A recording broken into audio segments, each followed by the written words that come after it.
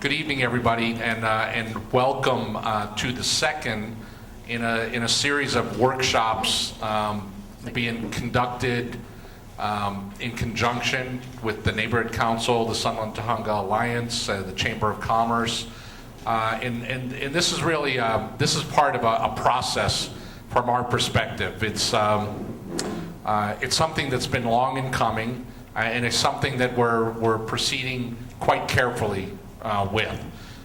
We, over the years, the community really worked very, very hard to create a specific plan for the Foothill Boulevard corridor.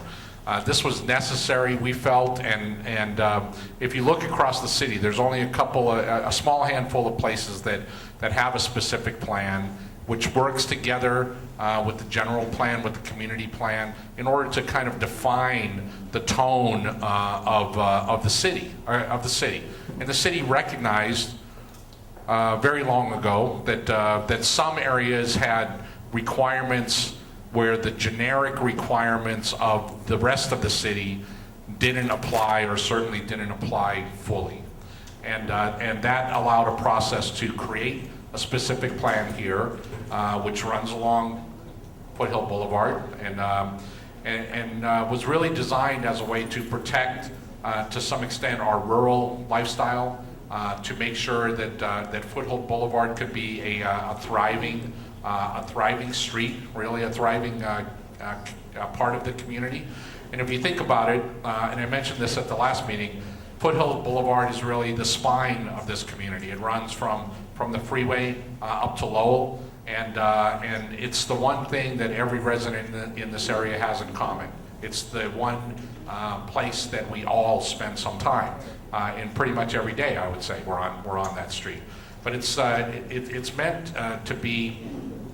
It's meant to be the spine in sort of the center of the community, but it's also meant to be a catalyst for the growth of the community, for the design of the community, for the vibrancy of the community over time. And we have some people with us tonight on the panel. We've done one of these workshops already, and we had somebody that came that was one of the original people who worked within the planning department to work and to approve the specific plan, and he told a very interesting story. I mean, if you were here, it was a very interesting story. The video is available on the STA website. It's available on the Neighborhood Council website, and I think it's worth looking at because that couple of hours was very informative about how the plan was applied compared to how it was written, how the intent of it was. I believe the words were used, watered down at the city level, to turn a lot of things that we wanted to be requirements into sort of, maybe, kind of language, you know. And over time, that has proved not to serve us as well as it should. And I think that's the lesson, and that was the impetus for this series of workshops. We believe that as the city continues to develop, as the city continues to have budget issues, that the specific plan that governs this area is critical to us. So we want to step very carefully, and the purpose of these workshops is to teach ourselves the history. Where did it come from? What was the intent? And is it living up to that intent? And if it is not, in a way that we believe is effective for us as a community, then let's think about how we can put some more teeth into it, how we can make it a little tougher, how we can make it a little more easy to comply. And the other part of the message that we heard in the meeting the other day was that if you think about the city has a planning department, they have building and safety, all these various people involved in the permitting process, etc. It's very apparent that unless the specific plan is clear, that they always err on the side of fuzziness.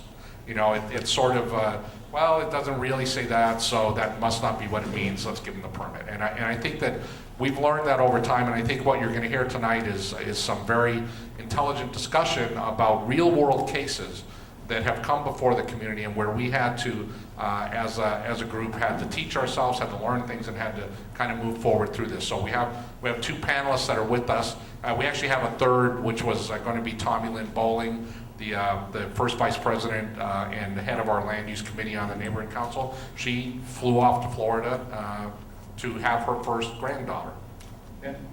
So her daughter is giving birth sometime soon, and it was like, better get on a plane and get over here, so she did. But the two folks that we have here, over here to my right is Mr. Dean Shearer. Dean is an urban and environmental planner specializing in land use planning, environmental analysis, and planning management services. He has over 30 years of experience in the management and preparation of planning studies, public policy plans, and environmental impact reports. Mr. Shearer has extensive experience in preparing environmental documents for major infrastructure, housing, and commercial retail projects. He's also served as acting planning manager for several cities in Southern California, in the Southern California region, including the cities of Santa Monica, Baldwin Park, and Covina. Mr. Shearer is a member of the American Planning Associations and the American Institute of Certified Planners. He has been a resident of Sunland Tujunga for over 20 years. Dean has also taken an active role in the Sunland Tujunga community by serving as vice chair for planning on our land use committee as part of the neighborhood council. In this role, he advises the land use committee and the neighborhood council on a number of planning and zoning related issues.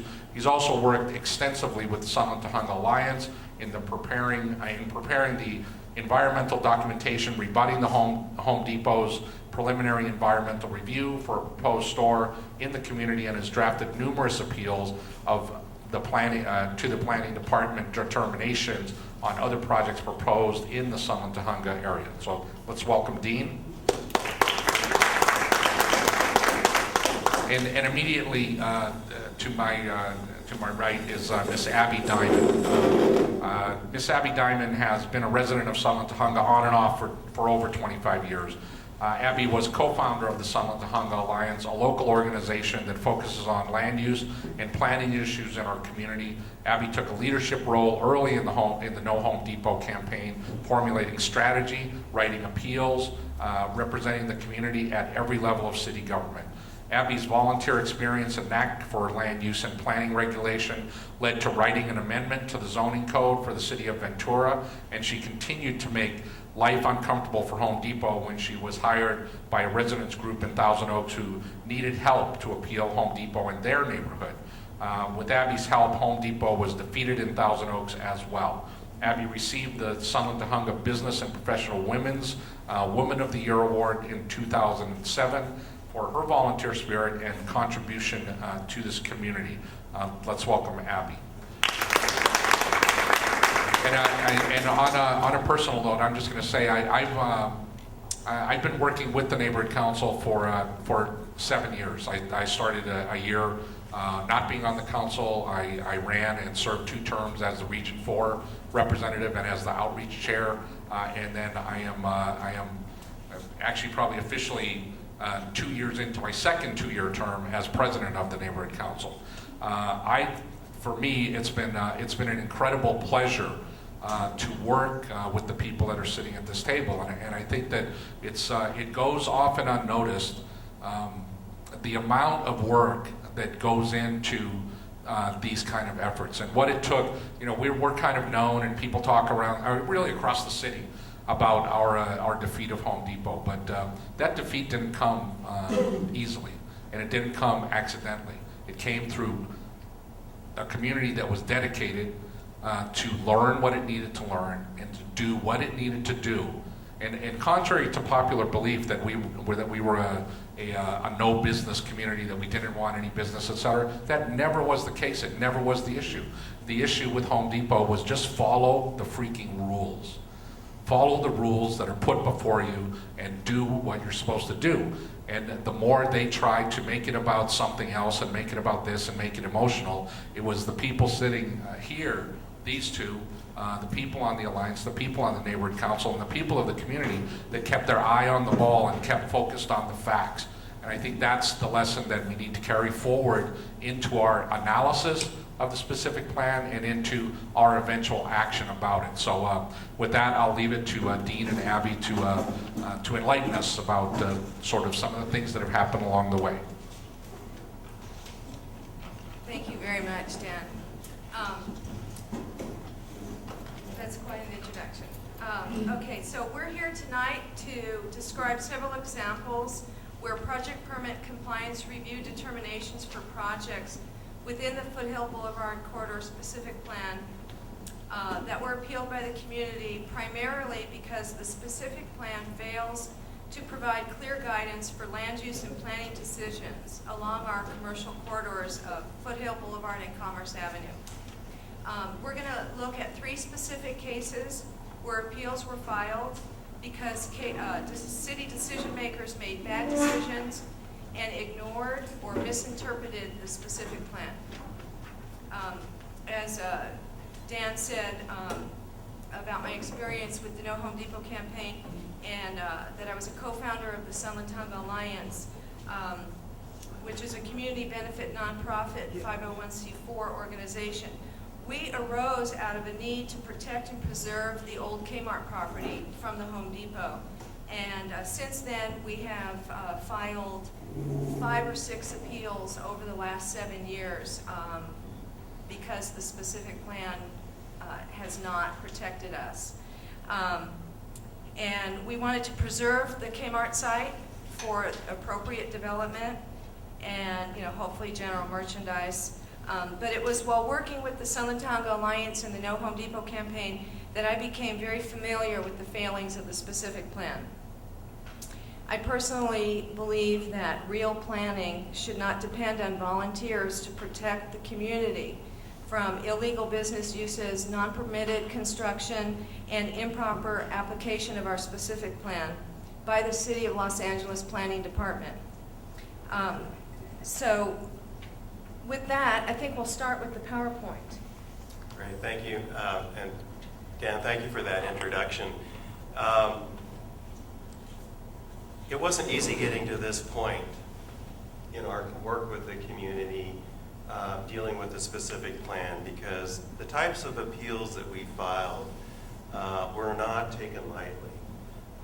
We felt that it was fundamental to our mission and to our service to the community to file these appeals in hopes that we would have a favorable outcome, number one, but more important than that, that we would be able to uphold through the appeal process the basic tenets of our specific plan.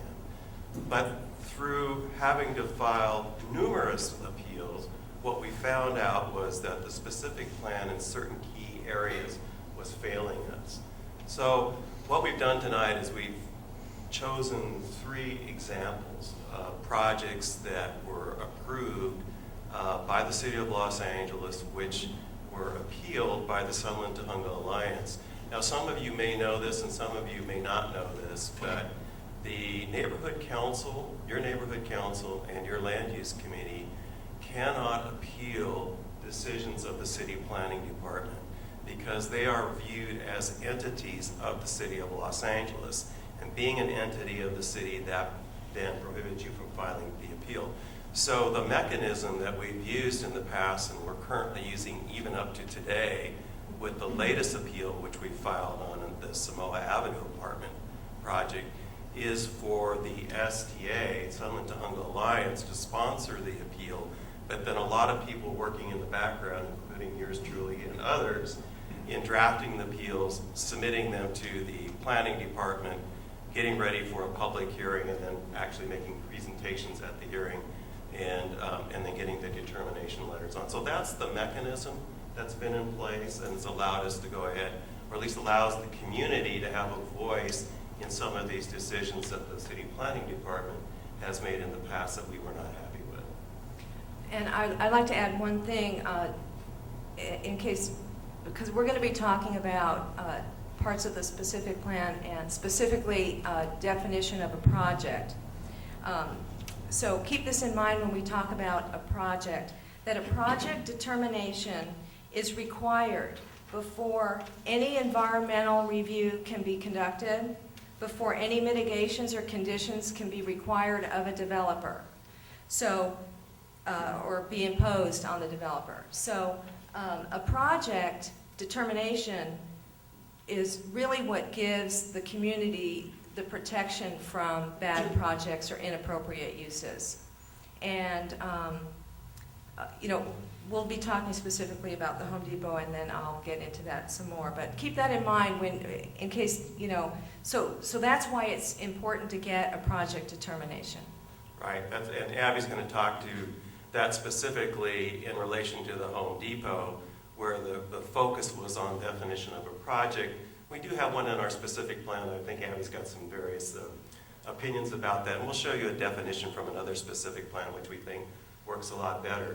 But the first question we have to ask ourselves, if we're not familiar with the specific plan or how it's implemented, is what is a project permit compliance review? Well, that's a staff level determination. It's a discretionary determination in the sense that a decision maker has to judge various facets of the project and render a decision which is then appealable to another body if others are aggrieved by it. I won't go into the whole thing about what a discretionary decision is, but take my word for it. It is a discretionary review process through the city planning department for projects that are in our major activity areas and target areas. This doesn't apply to properties that are outside of that area where an applicant wants to do a project. In that case, they won't have to apply for project permit compliance review. They will have to get building permits and they will have to get sign off. Yeah, they still have to be signed off on the specific plan. It still needs Right. specific plan clearance. That's correct. But But there's a more is it- rigorous determination or more rigorous review through the project permit compliance review process. That's where the environmental review comes in. Exactly. And the three cases that we're going to discuss tonight were those more formal project permit compliance review determinations, where there was a staff report that was prepared by the city planning department. They evaluated the project. They made findings as to whether the project was in compliance with the specific plan or not. They also made a determination as to the environmental impact of the project, whether it was significant or not. So when we look at these types of projects, we really want to go after the ones that we think have more meat on the bone, as it were. And that's why these three projects that we're going to present you to this evening, we think are good examples of those types of projects that have undergone that more rigorous review by the city staff and a bigger appeal effort by yours truly. Okay. I do want to add one Sure. thing, or two things actually. We actually will be addressing 4 projects.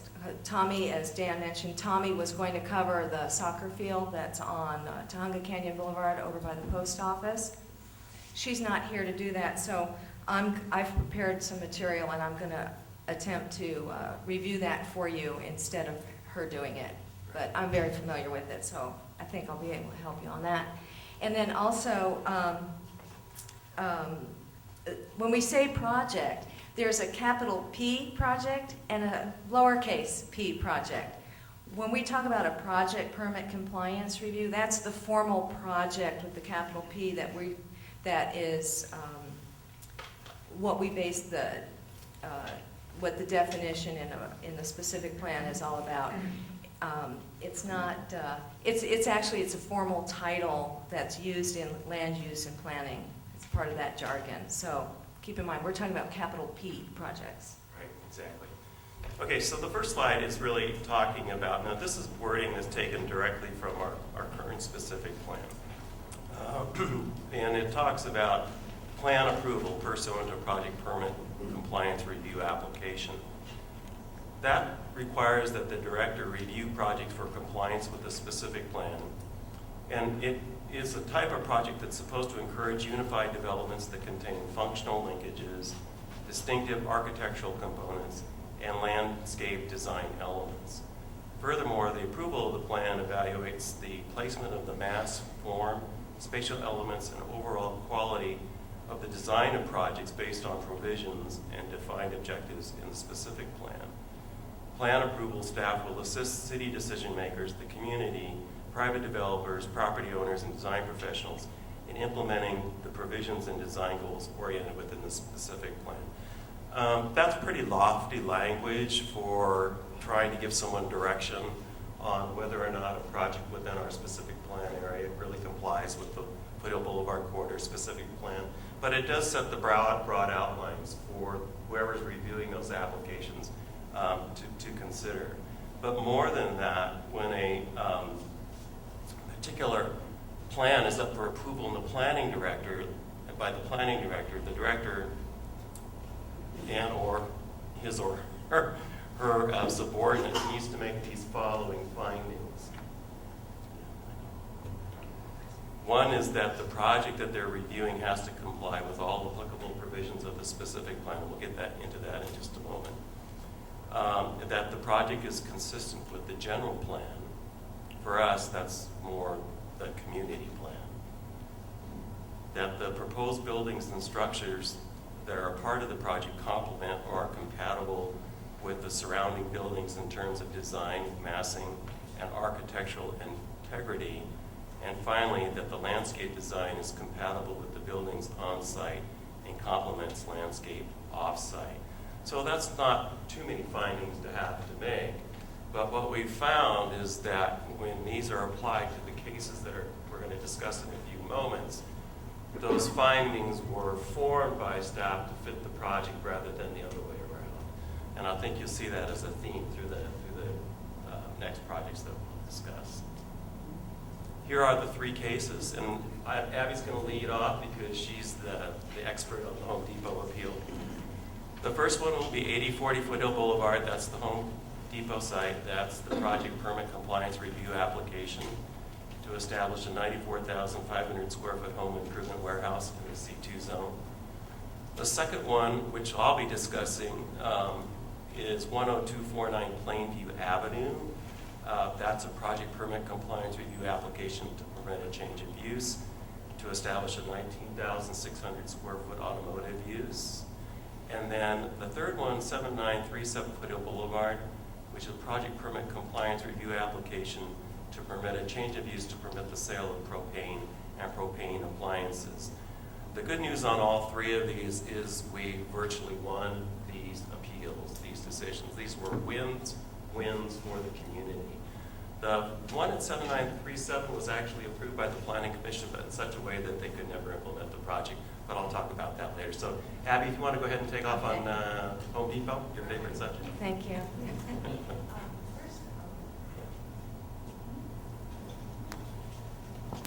Is this on? Can you hear me? Okay. It's on. Okay. Okay. So you see all these documents and booklets and boxes of stuff that I have here. This is not even the entire body, but this is the most of the paperwork and documents that the Home Depot project generated that we've gone through and cleaned out a couple of boxes worth of stuff for storage purposes. But the bottom line here is that I strongly believe, and I know there's many people in the community who agree with me, that if the specific plan was working, it wouldn't take 4 years of the volunteer time, thousands and thousands of dollars, and generate this much paperwork if the specific plan actually worked. So what we have is, I'm going to cut to the chase, to the punchline, that we won the appeal based on the definition of a project. We had very little to hang our hat on with this definition, but we were able to do it, and the part of the project definition, can you get that on the screen for me? And then we'll go back to this. The project definition has, there we go. This is from our Foothill Boulevard Corridor specific plan. Definition of a project, and I'll read it out loud.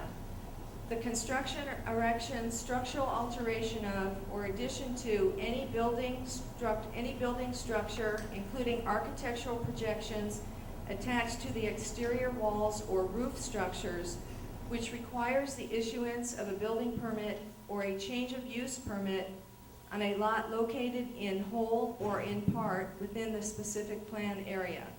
A project does not include interior remodeling of a building, which does not increase the floor area or single-family dwellings. So that sounds like a lot of requirements to be a project, but in reality, we could only hang our hat on the structural alteration part of this definition to win the Home Depot fight. And I'm gonna try not to take forever talking about it, but in 2005, when we started to fight the Home Depot, the specific plan was already 10 years old. It was already outdated. It had been written into ordinance in 1995. So in 2005, Home Depot had Plan A and a Plan B. They wanted to demolish the Kmart site and start over from the ground up. That would definitely make it a project. But then, through small community meetings, and they had submitted their plans, they found a big fight on their hands, and then they went to their Plan B, which was to just get a over-the-counter tenant improvements permit, which is what's called a ministerial permit. It's not discretionary. Over-the-counter with building and safety, all they do is they get a construction permit. No questions asked. So we had to educate ourselves, and well, I got a little out of chronology there, but I'm going to try and tell you the short version. They got their over-the-counter permit because we had written what we call the term paper. This was the first thing we ever wrote to let the city know that we understood what was going on with the project and what should be required of this type of construction per our specific plan. Then that's when Home Depot dropped their plans to demolish the building after we filed this document. So what we found in fighting the Home Depot was that the specific plan definition of a project is too narrow, and it lacks thresholds and specific criteria for determining what constitutes a project. Like I said, the only thing we found we could hang our hat on was the structural alterations clause. And it took us all this paperwork to do it. This is something that the lawyers for Home Depot created. And we won on educated luck, I like to call it. After like 7 public hearings over the course of 4 years, we were lucky. We got a photograph one day when they were doing their construction with their tenant improvements permit. We got a photograph of the Home Depot doing structural alterations to the roof of the loading dock, which is like it's a triple no-no on the permit that they had. They're not supposed to do roof work, and they're only supposed to be doing interior work on their tenant improvements permit. So we found that the specific plan failed to include clear guidance describing desired commercial uses in major activity areas, which the Kmart site is a major activity area, which has specific criteria per our specific plan.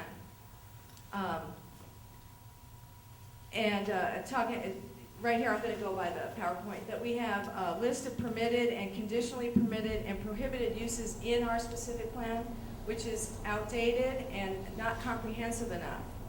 Of course, in 1995, when they wrote the specific plan, no one could foresee the types of uses that would come along now that we have an overabundance of, like the pot shops and a lot of hookah bars, but we do have a lot of auto uses, which was one of the main intents of the community to have in the specific plan, is to curtail the overabundance of auto uses. Our specific plan was written and designed to create a more pedestrian-friendly vibrant shopping district. And what keeps coming here are the industrial uses, which is why we need a better specific plan to outline more specifically what kind of uses we want and what kind of uses we don't want.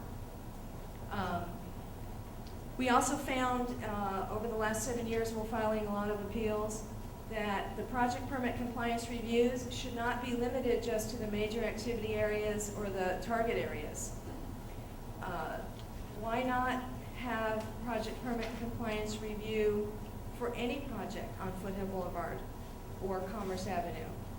Now, some people would answer that question and say, well, it's very expensive. It's expensive for the developers, it's time consuming, and there's no budget for the city to do these environmental reviews and such. But as we were preparing for this workshop, Dean and I found the Ventura Cahuenga Boulevard specific plan, which we provided some copies of that you guys have there. Please share them. They have a lot of regulation and language in that specific plan that I think is a good example, and that it can be done. And here it is. I'm going to go ahead and read it. Definition of a project from the Ventura Cahuenga specific plan. Any grading, construction, erection, addition to, or structural alteration of any building or structure, a use of vacant land, or change of use on a lot located in whole or in part within the specific plan area, which requires the issuance of any building permit, demolition permit, excavation permit, foundation permit, grading permit, or sign permit. A project shall not include interior construction or a change of use unless it A, increases the floor area, or B, increases the number of trips, that means car trips, or C, increases parking requirements pursuant to Section 7 of this specific plan, or D, includes a change of use which is not consistent with those permitted by Section 5A of this specific plan. So we have here a much more detailed definition of a project for this specific plan than our specific plan. If this had been our definition of a project, we wouldn't have had to fight so hard on the Home Depot fight or any of these other projects. We had to hire a structural engineer, a traffic engineer, a lawyer, an economics professor, and a project consultant to get the Home Depot fight, to win the Home Depot fight. Now, we had a lot of information on traffic impacts that we presented to the city. We did our own traffic count. The volunteers in this community, we got together, we organized, and we did our own traffic counts. We compared traffic at the Glendale Home Depot, another Home Depot I can't remember, and we did our own traffic counts here on Foothill Boulevard, and we presented this data to the city, but because there's no criteria for traffic counts in our specific plan at all, it didn't matter.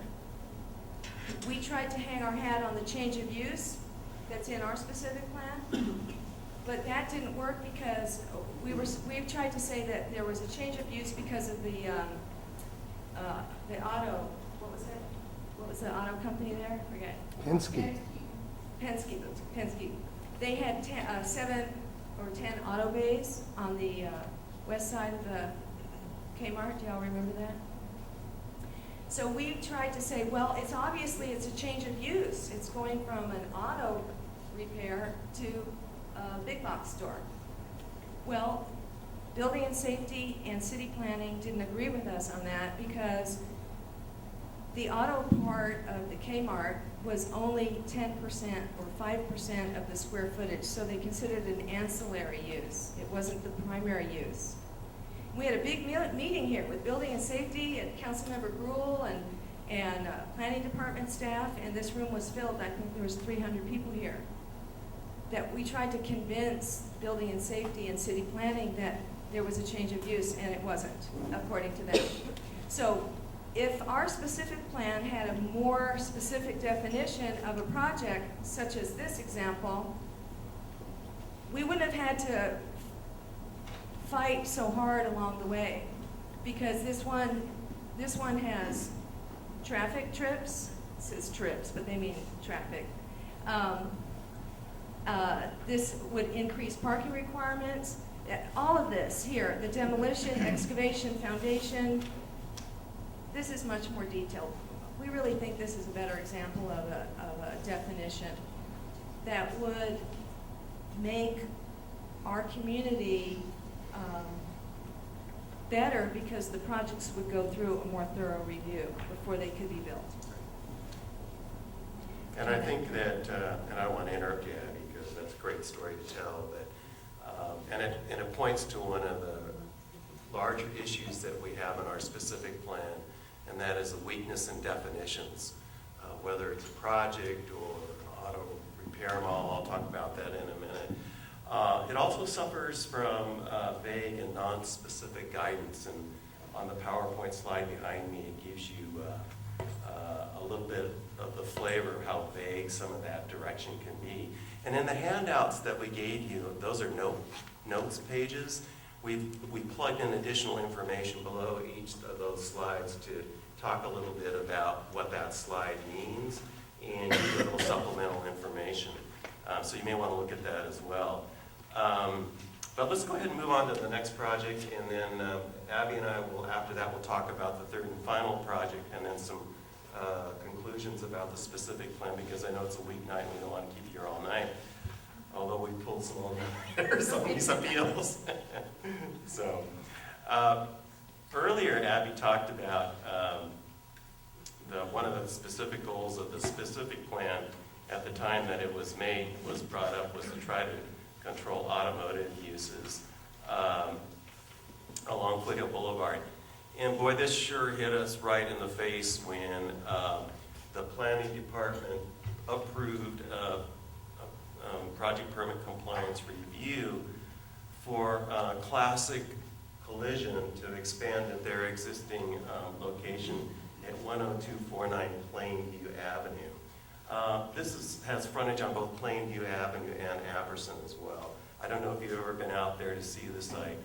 But they came in with a project where they wanted to actually construct a very large 19,000 square foot plus two-story auto repair business there, where they were going to consolidate lots into one larger parcel and then build this taller building with upwards of 20,000 square feet of automotive uses on the property. And they came before the land use committee, and we were really quite disturbed by what we saw. Clearly, the size of this automotive repair use was out of scale with the area. It was across the street from some condominiums, which was a violation of other provisions of the code, which I'll talk about it in a minute. And what was really egregious to us was the fact that they defined themselves, with the city staff's help, as an automotive repair mall. So, being the good shepherds of the community plan, or specific plan that we are, we opened up the plan to look at what the definition of an auto repair mall is, and there it is on that slide before you. And it was an interesting situation, because staff felt that what they were creating there was a mall, in the sense that they were going to have three different functions within the one building. I think auto repair was one, auto collision repair was a body shop was the second, and then a third one I think was their office, right? Or it could have been some other related type of thing, but clearly all under their one ownership, but three components in one large building. And what this did was, it disturbed us, because it really didn't fulfill what we felt the intent of the provision in the specific plan was, and that was to encourage automobile repair uses that are under different ownership to come together and create an auto mall on one lot. So the purpose there was to begin to dwindle down the number of auto repair uses along the boulevard, get them to join together into consolidated locations, and then overall reduce their number over time. That's the way it was drafted in '95. That was the intent. But the way staff interpreted it, it says, no, it meets all of the definitions that are here in front of you, and we don't think ownership is a factor. So we didn't agree with that, and we appealed it. And so we wrote into our appeal a different set of findings of why we didn't feel it complied with the specific plan. But here's what's even more interesting than that. The way our specific plan works is if it doesn't set forth a regulation for a particular type of use, then, and it's silent, then the underlying municipal code requirement is what takes its place. And in the case of automobile uses, there is an automobile use or repair ordinance in effect on the books in the state of Los Angeles that has all different kinds of regulations that applicants for automotive repair, auto collision uses have to conform to. And some of those requirements in that auto use ordinance undercut the specific objectives of our specific plan in terms of what they will allow and what they won't allow. What was really troublesome about this was that not only did they not meet the intent of our specific plan as to what an auto repair mall was, they couldn't even meet the requirements of the city's automobile use ordinance in terms of, for instance, here's an example. The auto use ordinance says that they cannot have a driveway opening directly across the street from a residential use.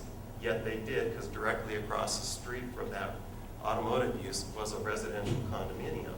They also were not permitted to have a spray booth under the city's ordinance because they were too close to residential, yet city staff allowed the use with a spray booth clearly delineated in their application.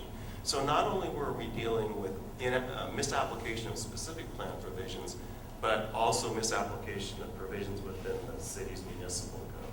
So we had a double whammy reason for actually appealing that. The way it turned out at the hearing was the Planning Commission denied the project. The applicants said that they would come back with a smaller project, but they never did. And I think what they've done is they've settled down into their current facility there. And we were able then to prevent this really overscale, oversized. It would have been what I called the pantheon of automotive uses, right here in the heart of San Antonio. And we heard the community, because when we would come to the land use committee meetings and to meetings with the neighborhood council, we heard it over and over and over again. Do not permit expansion of auto repair uses along the Foothill Boulevard corridor. Or if they are going to be there, get them to come together under one lot, but do whatever we can to discourage that, because that's not creating the type of pedestrian-friendly commercial shopping corridor that the specific plan envisions for our area. And if that vision keeps getting undercut by decisions by the planning department vis-a-vis this type of application, we are never going to win the battle. We will never get to where we need to go along this corridor. So that's why we felt compelled to make the appeal, and the Planning Commission agreed with us. So your area Planning Commission did a good job, and that project didn't happen. Yeah. I do. I want to add that a revision to the specific plan so that it really reflects the intent of the community. If the language could be changed, it's very vague right now. The specific plan language could be changed, and it would better fit if it said existing automotive repair mall, rather than that new auto uses should go into an auto mall. Because city planning interpreted auto mall just as that they could just go create a new auto mall wherever they wanted to. But we think that it would be a new and improved version if we could get the word existing in there. It's a very minor change, but with a big impact. Right, and for each one of the, whenever we file these appeals and we take them to Planning Commission, we get an outcome. Abby and I sometimes get together at Joselito's for a margarita, and we talk about, well, what did we learn? through this process. Why did we have to go through this? You know, what is it within our existing specific plan that let us down, that required us to file this appeal? And that's what we've attempted to identify in these slides for you, whether it was the definition of a project that was weak, which compelled the Home Depot appeal to happen, whether in the case of Classic, where we didn't have a clear definition of what an auto mall was and how it would have applied in the case of Classic automobile. We try to draw lessons from these appeals, and in each instance, we fundamentally concluded that the specific plan needs improvement in key areas so that when the next applicant comes down the pike, it will be fairer to them as well as to the community to understand what the rules are. We don't have to deal with a battle of interpretations and definitions. It'll make it easier for the applicant to establish a business in the area and easier for the community to understand that, yes, that applicant met that requirement, they're an allowed use, they're perfectly justified in going in the way that they want to. So that second case with Classic Automobile is one what we call bad interpretation of the Foothill Boulevard Corridor specific plan provision. There have been other bad interpretations. Do you want to take questions right Yeah, and I think what we want to do, though, before we get to the final one, and maybe Abby wants to talk about a little bit, is the soccer field. now? I can talk about the soccer field. Okay. Okay. A little bit about the soccer field. This is a particular application that came up to the Land Use Committee very quickly and was kind of being rushed through. We did not appeal this particular application. And Abby can give you the reasons why. I think it was because we were so tired of doing recent appeal. Yeah, we were tired. Yeah, that we weren't able to take this one up. I think in hindsight, though, we would have appealed it had we had the time and weren't so tired from this one or another appeal. But go ahead and talk to us a little bit about that, and then we'll take some questions. Yeah, I just want to let you know, I see some hands up that we will take question and answer. So if you can keep your questions, hold on to your questions for a few minutes. We'll try and get through some of this material. So we're talking about the mini pitch soccer field that's on Tujunga Canyon Boulevard, kind of across from the post office. And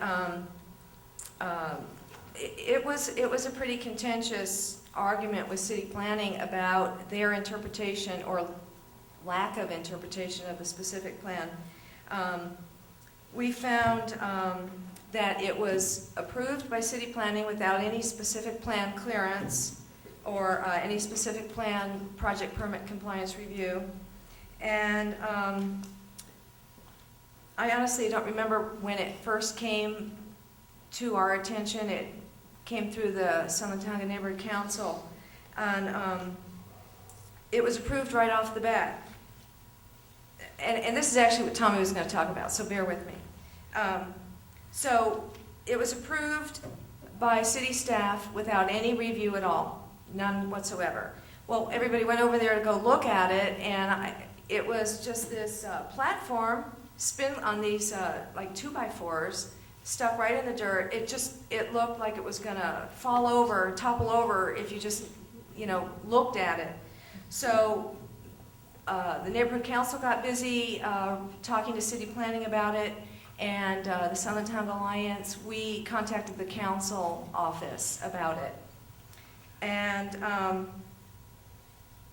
what the city planning staff did was the planner Milena, she interpreted, she looked at their plans, and this to me was rather appalling. She says that she looked at their plans, and she assumed that they meant they were installing turf and not a platform. And I found that was pretty appalling, that the planner could look at plans, talk to the applicant, approve their project, and then tell us that she made an assumption about their plan, and that's what she based her decision on to approve it, was just an assumption that they were going to plant turf. Well, they weren't. They built this platform and they were putting on fake turf. She had approved it because she said that it was not, they weren't constructing any buildings, They weren't making a structure, because a structure is something that has to have supporting walls and a roof. So the platform was not considered to be a structure, and the platform didn't count as floor area because there were no walls. And so she didn't believe that it was a project. However, the community did believe that it was a project, because the change of use clause in our definition of a project, we had this one little thing that we could clearly say change of use, because it was industrial M1 zoned property that was storing construction vehicles, and it was changing to a recreational use. So some of the neighborhood council members went down to city planning to talk to the planning staff. And even in that meeting, I wasn't at that meeting, but I understand that it was sort of like being in the twilight zone.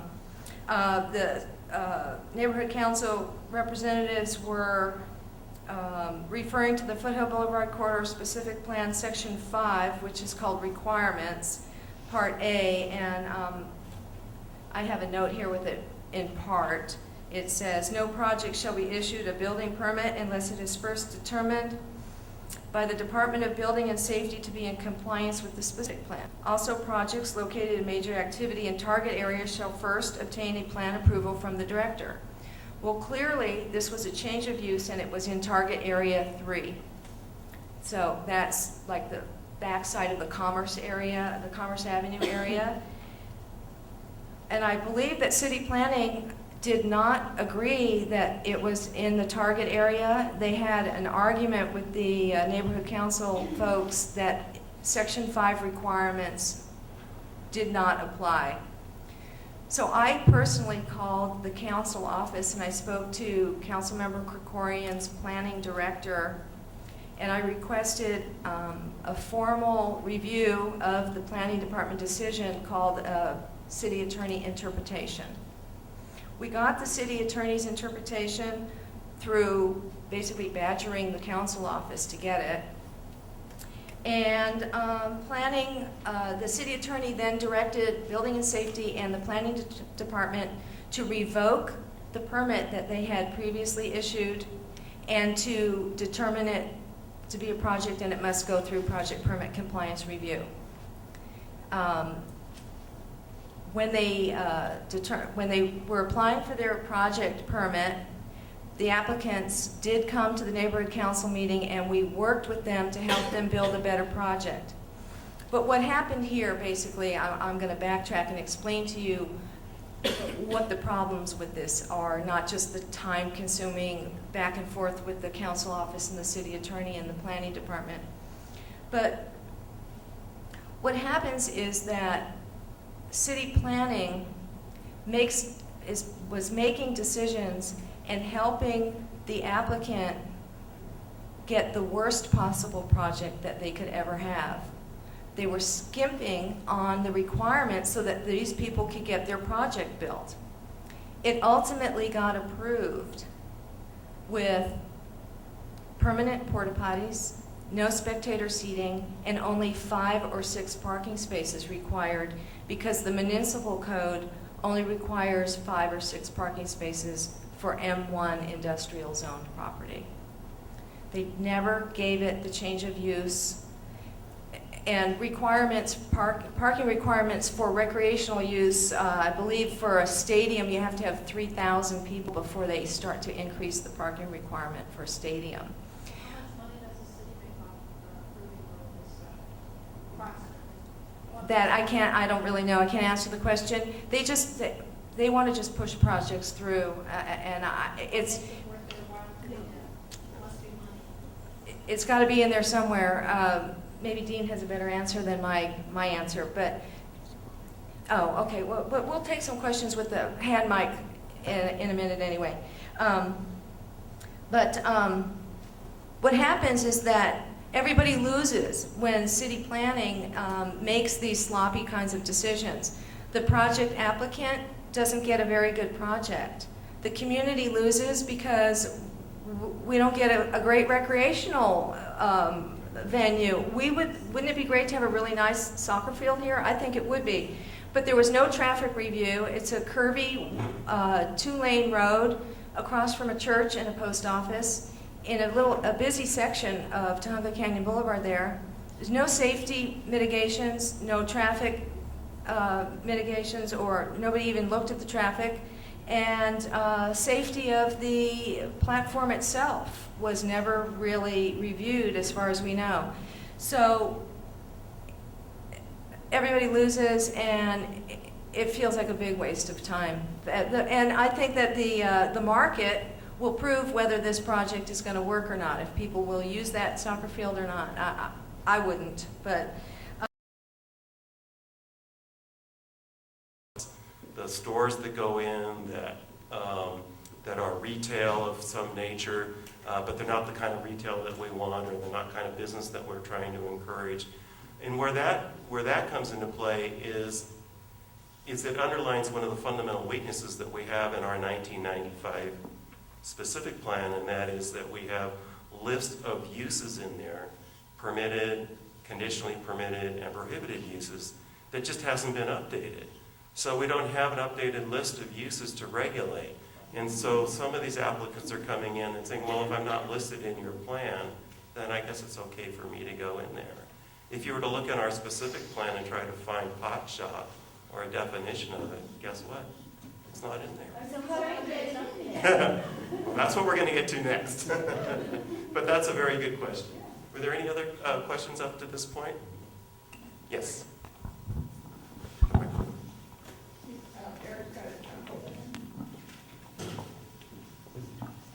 With regards to the old classic collision Megillah, I was curious if when they had the, quote, 3 businesses there, in quote, they also had 3 business licenses, 3 separate taxable entities, because that would make it 3 businesses, otherwise it's 1 business, period. That's the way that we saw it, and we questioned the planning staff on that. They did not have 3 separate licenses that I know of. It was all under 1 business license. But they characterized it on their application. They said, we are a mall because we have auto repair, we have auto collision repair, and we have blah, blah, blah. And staff bought that. But the wording in the specific plan, even it was said businesses, plural, which means 1, 2, 3. So anyway, thank you. Okay, on the board here, I have 3 websites. Can you read it okay? Can I write it big enough? Over here. If you go to either one of these websites, you can see the video of the first workshop. This is to address your first question. That talks about where the specific plan came from. It was with a planning staff who volunteered his time, and he talked about the history of the specific plan. He was the planner who worked with the community at the time in the 1990s. It took 5 years for them to put the plan together. And you can see a video. It's a 2-hour video of the first workshop presentation, which will tell you where the plan came from. So that answers one of your questions.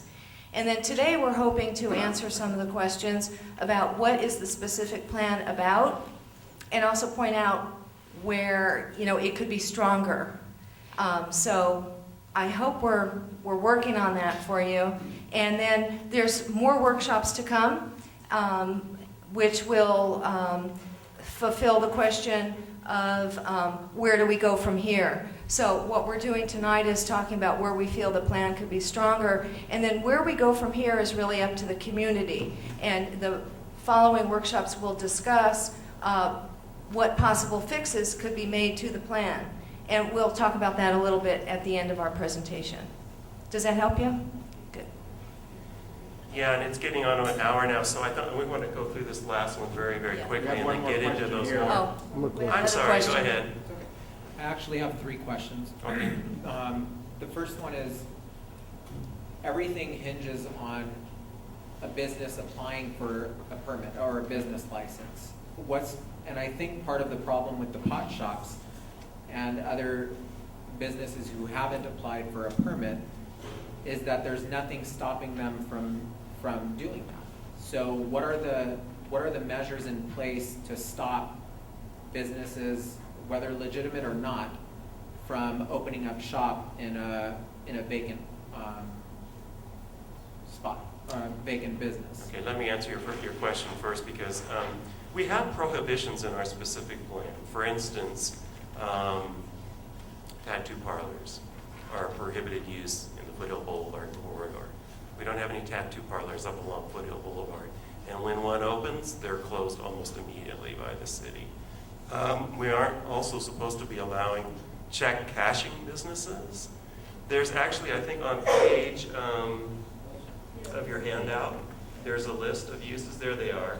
On page 13 of your handout at the bottom of it, here are the following prohibited uses: a bail bondsman, a bathhouse, secondhand thrift store, an escort bureau, I think we know what that is, a massage parlor, an open storage area, a pawn shop, a payroll check cashing office, a tattoo studio, and transfer moving business. Those are the only prohibited uses in the specific plan. So what we're saying is that that list is probably not long enough, that there are other uses that should be prohibited in this area, and that list needs to be updated. Just to piggyback on what you're saying, the massage parlor, how is Descanso Spa not a massage parlor? There's where we get into the area of interpretation, which what we were talking about earlier is that an applicant might come in, such as the Descanso Spa, and on their application, they would try to define themselves as a legitimate spa facility, which they are. They wouldn't actually, hopefully, wouldn't define themselves as a massage parlor, in which case they would be prohibited within the specific plan area. But having said that, you have to understand that lots of these types of uses are using or manipulating definitions in a way that will suit their business model rather than the other way around. So if we can, we try to construct definitions in such a way that we lock it down as to what the use really is that's permitted. Clearly, this specific plan is outdated just in the language of the prohibited uses. Massage therapy, for example, has become a very important part of many people's health considerations, and spas can be very high-end. So using the term massage parlor is really an outdated way of describing prostitution. And that's what I believe what the city was getting at when they put this definition in there. And that was in 1995. And as a professional massage therapist, I find it highly offensive.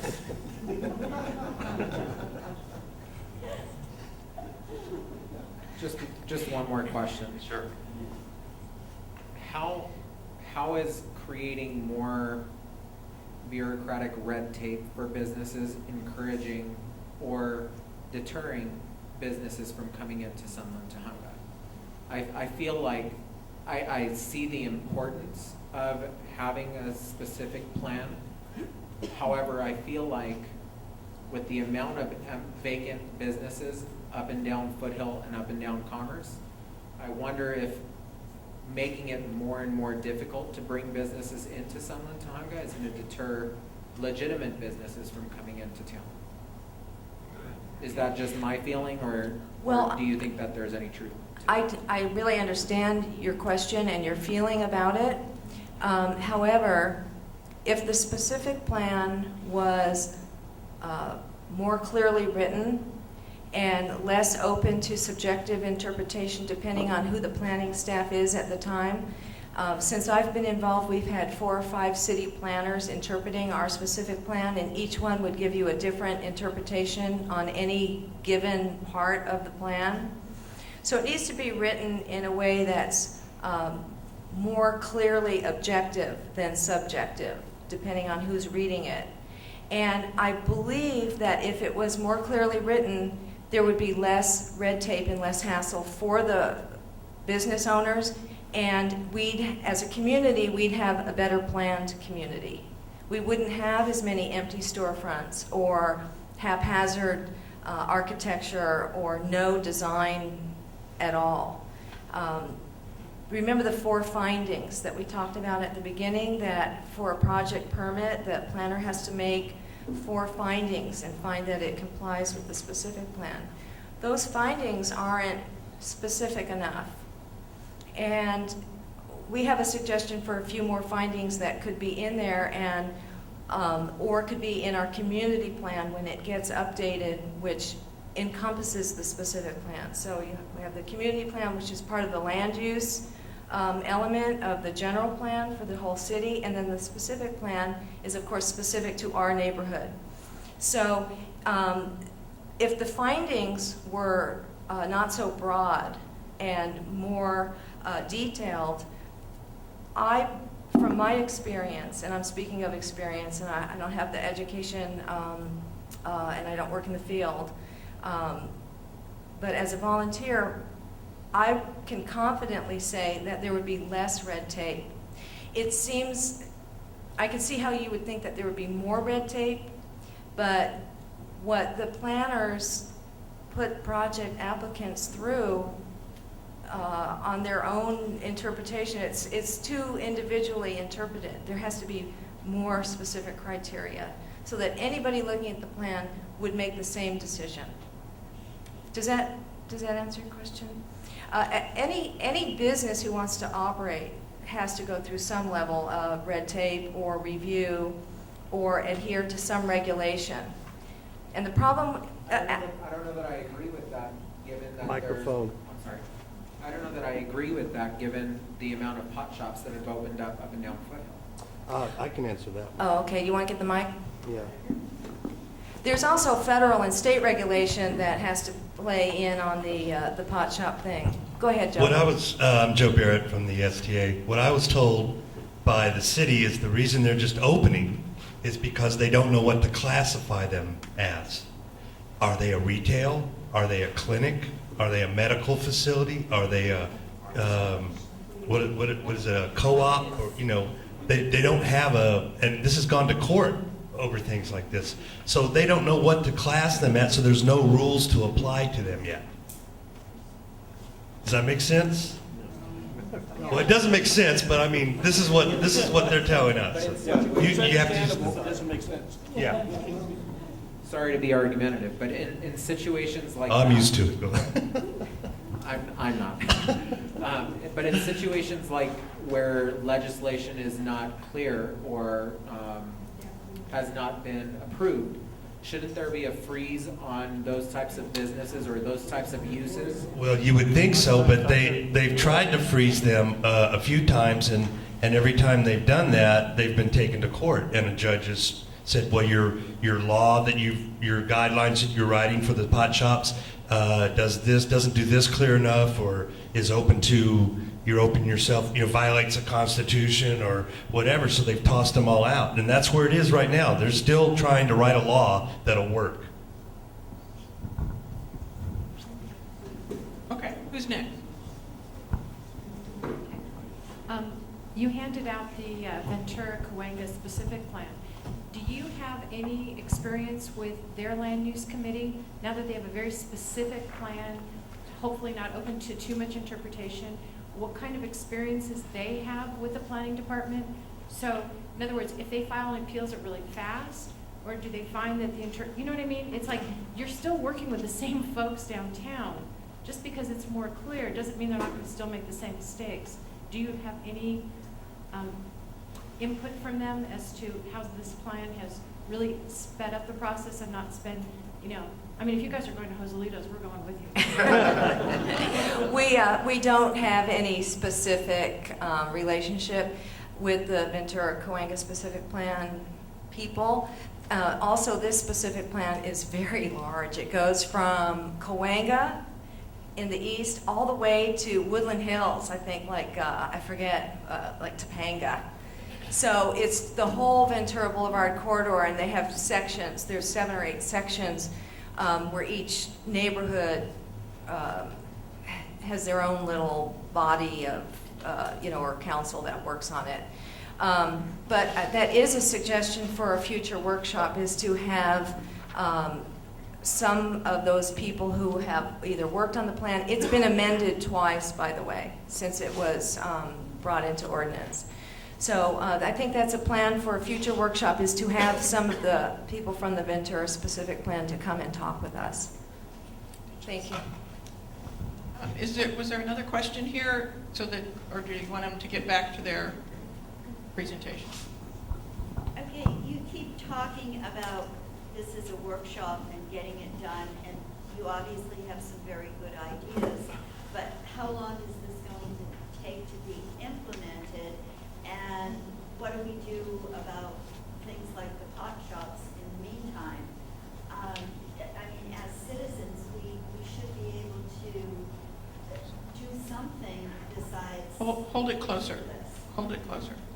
Oh, as citizens, we should be able to do something more than come to a workshop. I understand what you're doing and you're trying to do, but that isn't solving a lot of the immediate problems that a lot of us have with what's going on Foothill Boulevard. Right, I agree with you, and we ask ourselves that question too, is what can we do in our more immediate future to try to improve things? And there are things that are being done. For instance, the work that we do on the Land Use Committee when we review projects and make recommendations to City Planning Department, that goes a long ways towards improving a lot of the projects that we see, not only along Foothill Boulevard, but in other areas of our community. The work of the Neighborhood Council, the same thing. So there's a lot that's going on that perhaps people don't see, where we are really addressing issues within the community. Another example is the number of wireless telecommunication facility applications that we've had come before us that have been denied by the committee and then disapproved by the City Planning Department based on our recommendation.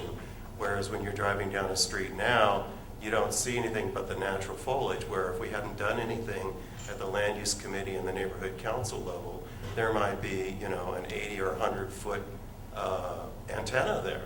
So there are things that we are addressing in the short term through the review of projects that we do at the Land Use Committee and at the Neighborhood Council level. But having said that, we also have to look at our specific plan, which is what we're doing now through these series of workshops and through the work that Abby and I and others have done to say, let's get the major regulatory document that addresses uses in along Foothill Boulevard. Let's get that fixed. Let's get that amended to work better.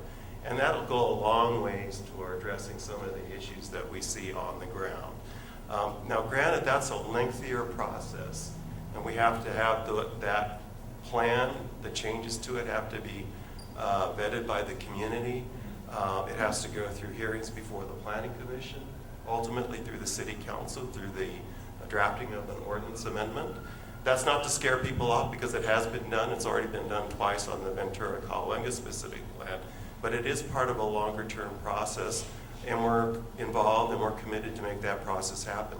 In the short term, what we're really trying to do now is look at these projects on a case-by-case basis. They come to the Land Use Committee, try to render the best recommendations that we can on those, and those other ones that go through and that get approved that we don't feel should have been approved, we will be there to appeal those. A group will be there to appeal them until such time as our specific plan is improved. So that's what we're trying to do. Okay, I understand your plan, but I would say, and I didn't take any survey, but I would say a good number of the people who are here tonight are really concerned about pot shops. So what can we as individuals do about that right now? Well, I'm not the only one that has an opinion on pot shops, because it's not only affecting Sunland Tahunga, it's affecting neighborhoods all over the city of Los Angeles. Right. No, that's true. And I think people want to speak to that, but it's a good example of where a particular land use issue that's creating problems at the local level is being taken out of our hands and our ability to do anything about it because of the implications of state and federal law and what's happened with lawsuits that are being filed. So I can understand why we're getting the kinds of input that we're getting regarding pod shops, but that's one area that's undergoing regulatory review, just as Joe had talked about, and it's going to have to be solved at some level other than just the city level. Okay, I think we're going to get back to the presentation, and then we'll have some other Yeah. questions later, Right, okay? yeah. And we're gonna skip the last, the third example, because I think you've probably heard enough thus far. Third example of a project permit compliance review. But Unless if you're dying to hear it. Unless you're dying to hear. It's getting later, it's late, and I think we want to kind of cut to the chase on where we're coming from after we file these appeals, just to give you our impressions about what we think needs to happen with the specific plan and what we think some of the key problem areas or issue areas were. And that's in this slide entitled Problems and Issues Encountered. These are what we've discovered after we've filed these types of appeals, gone through the specific plan. One thing we found out is that we have in many instances what we call a silent specific plan, meaning that it doesn't address what it should address, or it lacks meaningful reference to some rule or regulation. That's really what happened with the classic auto repair use.